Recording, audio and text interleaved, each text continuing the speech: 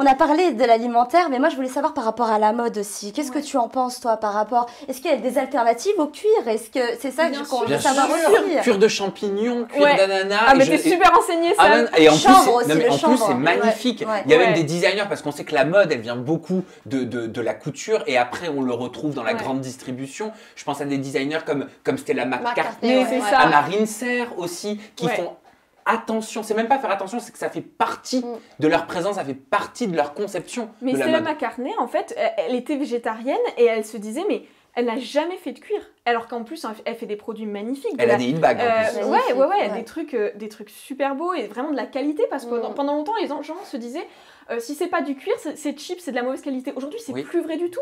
On trouve vraiment du luxe, on trouve vraiment des choses avec en plus des matières qui sont très respectueuses de la planète. Les gens ne le savent pas toujours, mais le cuir, c'est la matière textile qui a le plus lourd impact environnemental. On le dit pas souvent, mais en fait, vraiment, pour produire du cuir, c'est absolument incroyable toutes les ressources qu'on va mobiliser, alors qu'encore une fois, on n'en a pas besoin. Et évidemment, en plus, ça tue énormément d'animaux. Moi, j'ai une véritable question et je veux qu'on soit tous honnêtes autour de cette table.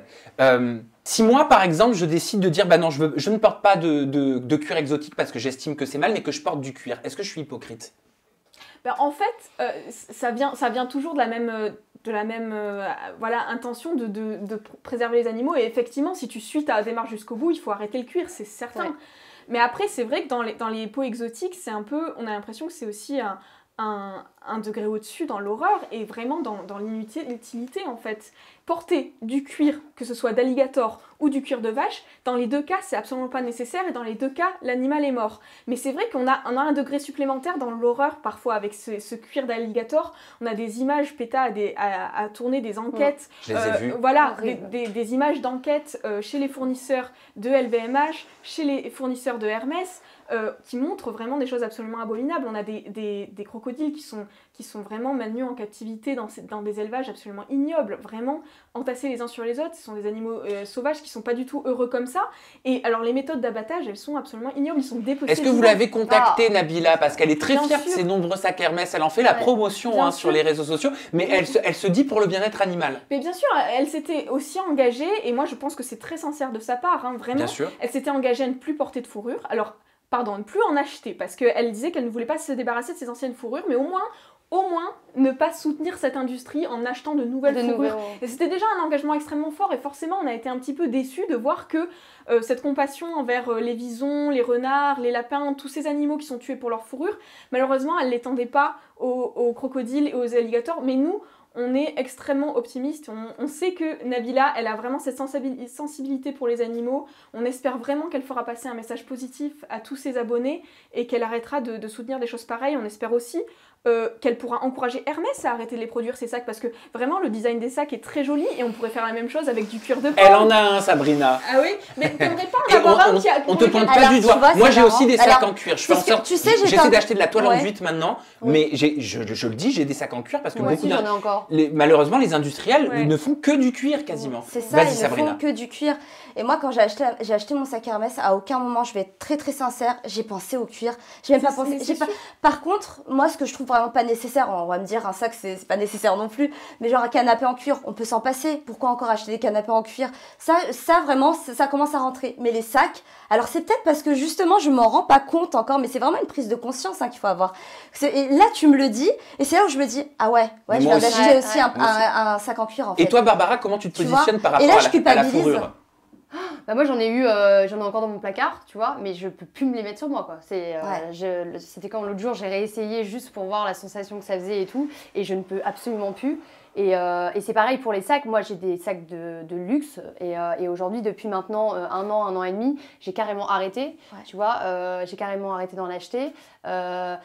Ça fait bizarre parce qu'on aime bien nos petits sacs Chanel et nos sacs Saint-Laurent et on les aime bien, mais finalement c'est beaucoup trop. C'est vrai, on se dit qu'on contribue finalement à ce commerce, mais ce qui serait bien c'est qu'on aille carrément à la base, que ce genre justement de marque. Ces marques-là changent en fait. C'est ce que je veux dire. Elles se sont parce qu'en fait c'est quoi, le kiff c'est de se dire j'ai un Chanel, tu vois. Oui, alors moi qui soit fait en chanvre ou qui soit fait en je sais pas en aloe vera, ils mettent ce qu'ils veulent, c'est pas grave. Si moi je kiffe ce sac, je vais quand même l'acheter de toute manière. faire. En fait, je pense qu'il y a vraiment les marques aujourd'hui, elles doivent vraiment écouter leurs consommateurs parce que vraiment il y a une demande des gens.